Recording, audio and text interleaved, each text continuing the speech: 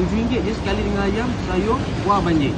Kat sini apa yang special, Mamu? Nasi kandar. Nasi ayam kandar? dara special. Oh ni Mamu? Ya.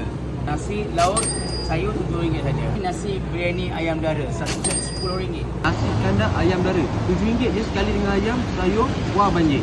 Ayam dia tak kecil, tak besar Ayam dia memang sedap. Bismillahirrahmanirrahim. Nasi kandar dia boleh tahan. Kuah kari dia rasa kuah campur.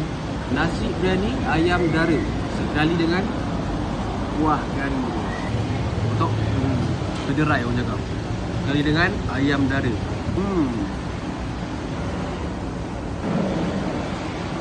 Nasi biryani je pun boleh tahan juga Dia buat kau tak berhenti nak makan. Untuk air sirap ni pula percuma tau. Happy hour pukul 12 sampai pukul 2. Set sup ayam, telur dadar, nasi putih.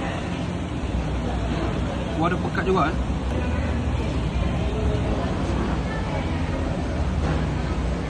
Sup dengan ayam dia memang rasa rempah-rempah sup tu tau. Sup dia tak rasa kosong. So okey, not bad bagi aku. Ni dia punya sup kambing. Ada seketul tulang kat sini. Sekali dengan nasi putih dan telur dadar. Dia bukannya tulang saja, ada juga isi bawah-bawah tu. Okay.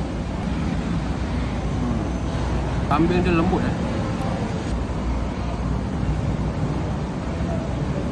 Okay, kalau korang berminat datang, korang wave je restoran nasi kandar MF Paris Maju. Betul-betul dekat depan penjara Sungai Buloh. Apa-apa pun memang recommend.